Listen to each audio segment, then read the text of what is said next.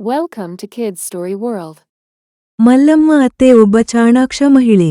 ಸೊಸೆ ರಾಧೆ, ಈ ಬೇಸಿಗೆಯಲ್ಲಿ ನಾವು ಕಲ್ಲಂಗಡಿ ಜ್ಯೂಸ್ ಮಾರ್ತೀವಿ ಅಂದ್ರೆ ಲಾಭ ಖಂಡಿತ ಅಂತ ಒಂದು ದಿನ ಬೆಳಗ್ಗೆ ಹೇಳಿದರು. ರಾಧೆ ಸೊಸೆ ಕೂಡ ಕುತೂಹಲದಿಂದ, ಅತ್ತೆ, ನಾನು ಜ್ಯೂಸ್ ಮಾಡೋದು ಬಂದ್ರೆ ನೀವು ಗ್ರಾಹಕರನ್ನು ಹಿಡಿಯೋದು ನೋಡ್ಕೊಳ್ಳಿ ಅಂತ ನಕ್ಕಳು. ಹಾಗೆ ಇಬ್ಬರೂ ಅಂಗಡಿ ತೆರೆಯುವ ಯೋಜನೆ ಮಾಡಿದರು. ಅಂಗಡಿ ಸಿದ್ಧ ಆಯ್ತು. ಮನೆ ಮುಂದೆ ಒಂದು ಟೇಬಲ್, ಕೆಳಗೆ ಬಣ್ಣದ ಕಾಗದದ ಬೋರ್ಡ್, ತಂಪಾದ ಕಲ್ಲಂಗಡಿ ಜ್ಯೂಸ್, 1 ಗ್ಲಾಸ್ 10 ರೂಪಾಯಿ. ಅತ್ತೆ ಬೋರ್ಡ್ ನೋಡ್ಕೊಂಡು, ರಾಧೆ, 10 ರೂಪಾಯಿ ಹಾಕಿದ್ರೆ ಲಾಭ ಆಗುತ್ತಾ ಅಂದರು. ರಾಧೆ, ಮೊದಲ ದಿನ ಆಫರ್ ಅತ್ತೆ ಅಂತ ನಗುತ್ತಾಳೆ. ಮೊದಲ ಗ್ರಾಹಕ ಬಂದ, ಗೊಪ್ಪನಾದ ಶಿವಣ್ಣ.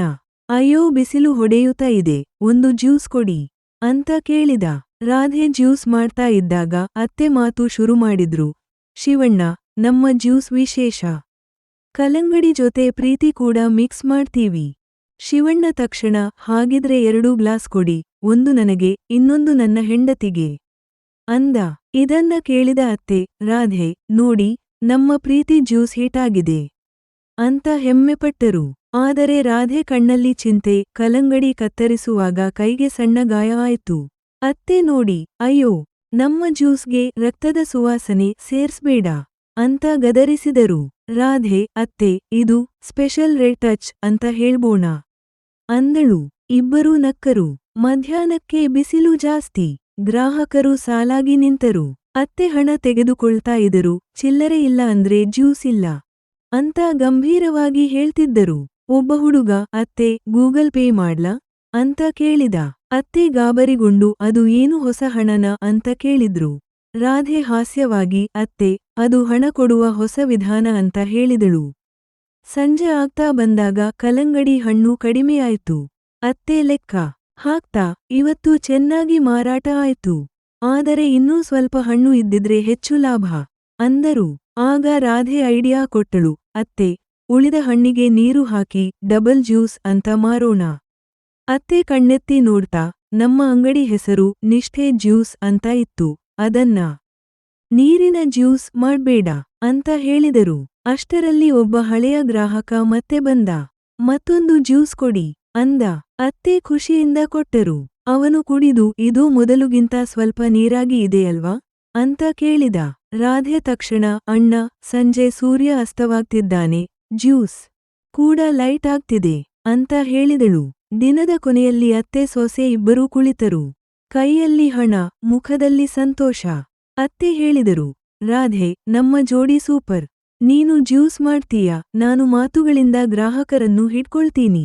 ರಾಧೆ ಉತ್ತರಿಸಿದಳು, ಅತ್ತೆ, ನಿಮ್ಮ ಕಾಮಿಡಿ ಇಲ್ಲದಿದ್ರೆ ಜ್ಯೂಸ್ಗೆ ಟೇಸ್ಟ್ ಇರ್ತಿರಲಿಲ್ಲ. ಆ ದಿನದಿಂದ ಅವರ ಕಲ್ಲಂಗಡಿ ಜ್ಯೂಸ್ ಅಂಗಡಿ ಊರಿನ ಹಿಟ್ ಸ್ಪಾಟ್ ಆಯ್ತು. ಜನರು ಜ್ಯೂಸ್ ಕುಡಿಯೋಕೆ ಮಾತ್ರ ಅಲ್ಲ, ಅತ್ತೆ ಸೊಸೆ ಜೋಡಿಯ ಕಾಮಿಡಿ ಕೇಳೋಕೆ ಕೂಡ ಬರುತ್ತಿದ್ದರು. ಇದು ಒಂದು ಸಣ್ಣ ವ್ಯವಹಾರ, ಆದರೆ ದೊಡ್ಡ ನಗು ತಂದ ಕಥೆ. ರಾಮಪುರ ಎಂಬ ಹಳ್ಳಿಯಲ್ಲಿ ಅತ್ತೆ ಸೊಸೆ ಒಂದೇ ಮನೆಯಲ್ಲಿ ವಾಸವಾಗಿದ್ರು. ಅತ್ತೆ ಚಂದ್ರಮ್ಮಗೆ ಒಂದು ದೊಡ್ಡ ದುಃಖ ಇತ್ತು. ಅದು ಬೇರೆ ಏನೂ ಅಲ್ಲ, ನಾನು ಯಾಕೆ ಕಪ್ಪಾಗಿ ಇದ್ದೀನಿ, ನನ್ನ ಸೊಸೆ ಯಾಕೆ ದಿನೇ ದಿನೇ ಬೆಳ್ಳಗೆ ಆಗ್ತಾ ಹೋಗ್ತಾಳೆ ಅನ್ನೋದು. ಪ್ರತಿ ಬೆಳಗ್ಗೆ ಅತ್ತೆ ಮಿನಿಟ್ ಮ್ಯಾಜಿಕ ಸೊಪ್ನಿಂದ ಮುಖ ತೊಳ್ಕೊಂಡು ಕನ್ನಡಿಯ ಮುಂದೆ ನಿಂತು, ಛೇ, ಮತ್ತೆ ಕಪ್ಪು ಅಂತ ತಲೆ ಕೆಡಿಸಿಕೊಳ್ಳುತ್ತಿದ್ದಳು. ಅದೇ ಸಮಯದಲ್ಲಿ ಸೊಸೆ ಅನಿತಾ ಬೆಳಿಗ್ಗೆ ಎದ್ದು ಮುಖ ತೊಳ್ಕೊಂಡು ಲಿಪ್ಸ್ಟಿಕ್ ಹಚ್ಚಿ, ಅತ್ತೆ, ಕಾಫಿ ರೆಡಿ ಅಂದರೆ ಅತ್ತೆಗೆ ಶಾಕ್. ನಿನ್ನೆಗಿಂತ ಇವತ್ತು ಇನ್ನೂ ಬೆಳ್ಳಗೆ ಕಾಣಿಸ್ತಾ ಇದ್ದಾಳೆ. ಒಂದು ದಿನ ಅತ್ತೆ ತೀರ್ಮಾನ ಮಾಡಿಬಿಟ್ಟಳು, ಇವಳು ಏನೋ ಸೀಕ್ರೆಟ್ ಮಾಡ್ತಾ ಇದ್ದಾಳೆ, ನಾನು ಪತ್ತೆ ಹಚ್ಚಲೇಬೇಕು. ಅದ್ಯಾ ಸೋಪ್ ಹಾಕ್ತಾಳೆ ನೋಡ್ತೀನಿ. ಅದೇ ದಿನ ಅನಿತಾ ಸಲೂನ್ಗೆ ಹೋಗಿ ಫೇಶಿಯಲ್ ಮಾಡಿಸ್ಕೊಂಡು ಬಂದಳು. ಮುಖ ಚಂದ್ರನಂತೆ ಹೊಳೆಯುತ್ತಾ ಇತ್ತು. ಅತ್ತೆಗೆ ಹೊಟ್ಟೆ ಉರಿ, ಏನು ಮಾಡ್ತೀಯೆ, ನೀನು ಯಾವ ಸೋಪ್ ಹಾಕ್ತೀಯೆ ಅಂತ ಕೇಳಿದ್ರೆ ಅನಿತಾ ನಗ್ತಾ, ಅಯ್ಯೋ ಅತ್ತೆ, ನಾನು ನೀವು ಹಾಕೋ ಸೋಪ್ನೇ ಹಾಕ್ತೀನಿ ಅಂದಳು. ನಾನು ಫೇಶಿಯಲ್ ಮಾಡಿಸ್ಕೋತೀನಿ ಎಂದು ಸಲೂನ್ಗೆ ಹೋದಳು. ಫೇಶಿಯಲ್ ಪ್ಯಾಕ್ ಹಾಕೊಂಡು ನಾನು ಸೊಸೆಗಿಂತ ಚೆನ್ನಾಗಿ ಕಾಣಿಸ್ತೀನಿ ಅಂತ ಅದ್ಕೊಂಡು ಫೇಶಿಯಲ್ ಮಾಡಿಸಿ ಮನೆಗೆ ಬಂದು ನೋಡಿದ್ರೆ ಏನೂ ಒಳಪು ಕಾಣಿಸ್ತಿಲ್ಲ. ಹಾಗಾದ್ರೆ ನಾನು ಯಾಕೆ ಕಪ್ಪು, ಇವಳು ಯಾಕೆ ಬೆಳ್ಳಗೆ? ಅಂದಿನಿಂದ ಅತ್ತೆ ಸೊಸೆಯನ್ನು ಗೂಢಚಾರಿಯಂತೆ ಫಾಲೋ ಮಾಡೋದು ಶುರು. ಬಾತ್ರೂಮ್ ಮುಂದೆ ನಿಂತು ಕಿಟಕಿಯಿಂದ ತಲೆ ಹಾಕಿ ನೋಡುವುದು, ಸೊಸೆ ಸ್ನಾನಕ್ಕೆ ಹೋದಾಗ ಬಕೆಟ್ ಚೆಕ್ ಮಾಡುವುದು. ಆದ್ರೆ ಅನಿತಾ ತುಂಬಾ ಸ್ಮಾರ್ಟ್. ತನ್ನ ರೂಮಿನಲ್ಲಿ ಒಂದು ಚಿಕ್ಕ ಡಬ್ಬಿಯಲ್ಲಿ ಸೀಕ್ರೆಟ್ ಗಾರ್ ಸೋಪ್ ಇಟ್ಟುಕೊಂಡಿದ್ದಳು. ಅತ್ತೆ ನೋಡೋ ಮುಂಚೆ ಅದನ್ನು ಮರೆಮಾಡಿ ಬಿಡ್ತಾ ಇದ್ದಳು. ಅತ್ತೆ ಮಾತ್ರ ದಿನವೂ ಅದೇ ಹಳೆಯ ಮಿನಿಟ್ ಮ್ಯಾಜಿಕ ಸೋಪ್, ಅದೇ ಹಳೆಯ ಬಣ್ಣ. ಒಂದು ದಿನ ಟಿವಿಯಲ್ಲಿ ಗಾರ್ ಸೋಪ್ ಅಡ್ವರ್ಟೈಸ್ ಬಂತು. ಅಡ್ವರ್ಟೈಸ್ ನಲ್ಲಿ ಹುಡುಗಿ 1 ವಾರದಲ್ಲಿ ಬೆಳ್ಳಗೆ ಆಗ್ತಾಳೆ ಅಂತ ತೋರಿಸ್ತಾರೆ. ಅತ್ತೆ ಕಣ್ಣು ದೊಡ್ಡದಾಗಿ ಅಯ್ಯೋ ಇದೇನಾ ರಹಸ್ಯ ಅಂದುಕೊಂಡಳು. ಸೊಸೆ ಅಡ್ವರ್ಟೈಸ್ ಕೇಳಿಸಿಕೊಂಡು ಟಿವಿ ಮುಂದೆ ಅತ್ತೆ ನೋಡಬಾರದೆಂದು ನಿಲ್ಲುತ್ತಳೆ. ಹಾಗಾಗಿ ಅನಿತಾ ಮುಂದೆ ನಿಂತು ಟಿವಿಗೆ ಬೆನ್ನು ತಿರುಗಿಸಿ ಅತ್ತೆ ಬಿಸಿ ಬಿಸಿ ಬಿಸಿಬೇಳೆಬಾತ್ ಮಾಡಿದೀನಿ, ನಿಂಗೋಸ್ಕರ ಬನ್ನಿ ತಿಂಡಿ ಮಾಡೋಣ ಅಂತ ಕರಿತಾ ಇರ್ತಾಳೆ. ಅತ್ತೆ ಮನಸ್ಸಲ್ಲಿಯೂ ಇದೇ ಸೋಪ್ ಅನ್ಸುತ್ತೆ ಇವಳು ಹಾಕೋದು. ಅಡ್ವರ್ಟೈಸ್ ಮುಗಿದ ಮೇಲೆ ಅತ್ತೆ ತೀರ್ಮಾನ, ಇದೇ ಸೋಪ್ ನಾನು ತಗೊಂಡ್ರೆ ಇವಳಿಗಿಂತ ಬೆಳ್ಳಗೆ ಆಗ್ಬೇಕು. ಆದ್ರೆ ಅಂಗಡಿಗೆ ಹೋಗೋದು ಹೇಗೆ? ಸೊಸೆ ಕೇಳಿದ್ರೆ ಅತ್ತೆ ನೇರವಾಗಿ ಅನಿತಾಳನ್ನೇ ಕರೆದು, ಅನಿತಾ ಅಂಗಡಿಗೆ ಹೋಗಿ ಇದೇ ಮಿನಿಟ್ ಮ್ಯಾಜಿಕ ಸೋಪ್ ತಂದುಕೊಡು ಬಾ, ಸೊಸೆ ನಂಗೆ ಕಾಲ್ ನೋವು ಅಂತ ಹೇಳಿ ಕಳಿಸುತ್ತಾಳೆ. ಅತ್ತೆ ಅದೇ ಗ್ಯಾಪಲ್ಲಿ ಬೇರೆ ಅಂಗಡಿಗೆ ಹೋಗಿ ಗಾರ್ ಸೋಪ್ ಇಸ್ಕೊಂಡ್ ಬರ್ತಾಳೆ. ಅತ್ತೆ ಅದನ್ನೇ ಹಾಕಿ ಹಾಕಿ ಮುಖ ತೊಳೆಯುತ್ತಾ 1 ವಾರ ಕಳೆದಿತು, 2 ವಾರ ಕಳೆದಿತು. ಒಂದು ದಿನ ಅನಿತಾ ಕೇಳಿದಳು, ಅತ್ತೆ ನಿಮಗೆ ಏನಾದ್ರೂ ಚೇಂಜ್ ಕಾಣಿಸ್ತಾ ಇದೆಯಾ? ಅತ್ತೆ ಕನ್ನಡಿಯಲ್ಲಿ ಮುಖ ನೋಡಿ, ಚೇಂಜ್ ಇದೆ, ಈಗ ನಾನು ಇನ್ನೂ ಶೈನಿಂಗ್ ಕಪ್ಪು.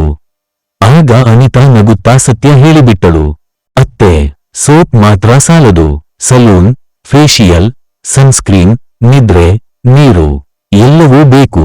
ಈ ಸೋಪ್ ಚೆನ್ನಾಗಿದೆ ಅತ್ತೆ, ಟ್ಯಾನ್ ಎಲ್ಲ ರಿಮೂವ್ ಮಾಡುತ್ತೆ, ನಾನು ಇದೇ ಹಾಕೋದು. ಅತ್ತೆ ನಗುತ್ತಾ, ಹೌದು ಸೊಸೆ ಈ ಸೋಪ್ ನಂಗೆ ತುಂಬಾ ಇಷ್ಟ ಆಯ್ತು, ಇನ್ಮೇಲೆ ಈ ಒಂದೇ ಸೋಪ್ ಯೂಸ್ ಮಾಡೋದು ನಾನು. ಆ ದಿನದಿಂದ ಅತ್ತೆ ಸೊಸೆ ನಡುವೆ ಒಳ್ಳೆಯ ಬಾಂಧವ್ಯ ಶುರು. ಅತ್ತೆ ಹೇಳಿದಳು, ನೀನು ಬೆಳ್ಳಗೆ ಆಗ್ಲಿ, ನಾನು ಕಪ್ಪಾಗೇ ಇರ್ತೀನಿ, ಆದ್ರೆ ಇಬ್ಬರೂ ಖುಷಿಯಾಗಿರೋದೇ ಮುಖ್ಯ. ರಾಮಪುರದ ಪುಟ್ಟ ಮನೆಯಲ್ಲಿದ್ದ ಅತ್ತೆ ಗೌರಮ್ಮ ಎಂದರೆ ಬಿರಿಯಾನಿಯೇ ಪ್ರಾಣ. ನನ್ನಷ್ಟು ರುಚಿಯಾಗಿ ಬಿರಿಯಾನಿ ಮಾಡೋದು ಯಾರಿಗೂ ಬರಲ್ಲ ಅನ್ನೋದು ಅವರ ದಿನನಿತ್ಯದ ಡೈಲಾಗ್. ಹೊಸದಾಗಿ ಮನೆಗೆ ಬಂದ ಸೊಸೆ ಶೋಭಾ ಮಾತ್ರ ಅತ್ತೆಯ ಮಾತಿಗೆ ತಲೆಬಾಗುವವಳಲ್ಲ. ಅವಳು ಚೆನ್ನಾಗಿ ಅಡುಗೆ ಮಾಡುತ್ತಿದ್ದಳು, ಆದರೆ ಅತ್ತೆ ಹೊಗಳೋದೇ ಇಲ್ಲ. ಒಂದು ಭಾನುವಾರ ಬೆಳಗ್ಗೆ ಅತ್ತೆ ಘೋಷಣೆ ಮಾಡಿದಳು, ಇವತ್ತು ಬಿರಿಯಾನಿ ಚಾಲೆಂಜ್, ಯಾರು ಜಾಸ್ತಿ ತಿಂತಾರೋ ಅವರೇ ಮನೆ ರಾಣಿ ಎಂದು ನಗುತ್ತಾ ಹೇಳಿದಳು. ಸೊಸೆಗೂ ತಾಳ್ಮೆ ಕಳೆದು ಹೋಯಿತು. ಸರಿ ಅತ್ತೆ, ಚಾಲೆಂಜ್ ಸ್ವೀಕರಿಸಿದ್ದೀನಿ ಅಂದಳು. ಮಾವ, ಗಂಡ, ಪಕ್ಕದ ಮನೆಯ ಅಜ್ಜಿ ಆಲ್ ಆಡಿಯನ್ಸ್ ಆಗಿ ಕುಳಿತರು. ಮಧ್ಯಾಹ್ನ ದೊಡ್ಡ ತಟ್ಟೆಗಳಲ್ಲಿ ಬಿಸಿ ಬಿಸಿ ಮಟನ್ ಬಿರಿಯಾನಿ ಬಂತು. ಸುವಾಸನೆಯಿಂದಲೇ ಮನೆಯೆಲ್ಲ ತುಂಬಿಹೋಯಿತು. ಅತ್ತೆ ಮೊದಲನೇ ತುತ್ತು ಹಾಕಿದಳು. ಇದು ನೋಡಿ ತಿನ್ನೋದೇ ಕಲೆ ಅಂದಳು. ಸೊಸೆ ಕೂಡ ಚುರುಕಾಗಿ ತಿನ್ನತೊಡಗಿದಳು. ಮೊದಲ 2 ತಟ್ಟೆಗಳು ಕ್ಷಣಾರ್ಧದಲ್ಲಿ ಖಾಲಿ. 3ನೇ ತಟ್ಟೆ ಬಂದಾಗ ಅತ್ತೆಯ ವೇಗ ಸ್ವಲ್ಪ ಕಡಿಮೆಯಾಯಿತು. ಇನ್ನೂ ಬಹಳ ಇದೆ, ನಾನೇ ಗೆಲ್ಲೋದು ಅಂತ ಆತ್ಮವಿಶ್ವಾಸ ತೋರಿಸಿದಳು. ಸೊಸೆ ಮಾತ್ರ ನಿಧಾನವಾಗಿ ಆದರೆ ನಿರಂತರವಾಗಿ ತಿನ್ನುತ್ತಲೇ ಇದ್ದಳು. ಮಧ್ಯದಲ್ಲಿ ಮಾವ ಕೇಳಿದ, ನೀರು ಬೇಕಾ? ಅತ್ತೆ ಬೇಡ ಅಂತ ಗಟ್ಟಿಯಾಗಿ ಹೇಳಿದಳು. ಆದರೆ ಮುಖದಲ್ಲಿ ಸ್ವಲ್ಪ ಟೆನ್ಷನ್. 4ನೇ ತಟ್ಟೆ ಬಂದಾಗ ಅತ್ತೆ ಬೆನ್ನು ಹಿಡಿದುಕೊಂಡು ಕೂತಳು. ಅಯ್ಯೋ, ಸ್ವಲ್ಪ ವಿಶ್ರಾಂತಿ ಬೇಕು ಅಂದಳು. ಸೊಸೆ ನಗುತ್ತಾ, ಅತ್ತೆ ಚಾಲೆಂಜ್ ಅಂದ ಮೇಲೆ ಬಿಡೋಕೆ ಆಗಲ್ಲ ಅಂದಳು. ಗಂಡ ಚಪ್ಪಾಳೆ ತಟ್ಟಿ ಹುರಿದುಂಬಿಸಿದ 5ನೇ ತಟ್ಟೆ ಬಂದಾಗ ಅತ್ತೆ ಕೈಯೆತ್ತಿದಳು. ಸರಿ, ನಾನು ಸೋತೆ ಅಂತ ಒಪ್ಪಿಕೊಂಡಳು.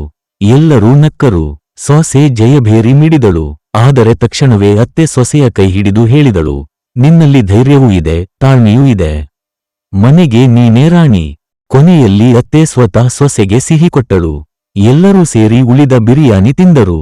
ಆ ದಿನದಿಂದ ಅತ್ತೆ ಸೊಸೆ ಜಗಳ ಕಡಿಮೆಯಾಯಿತು. ನೀತಿ, ಸ್ಪರ್ಧೆಗಿಂತ ಸಹಕಾರ ದೊಡ್ಡದು. ಹಾಸ್ಯದಿಂದ ಮನೆ ಸುಖವಾಗಿರುತ್ತದೆ.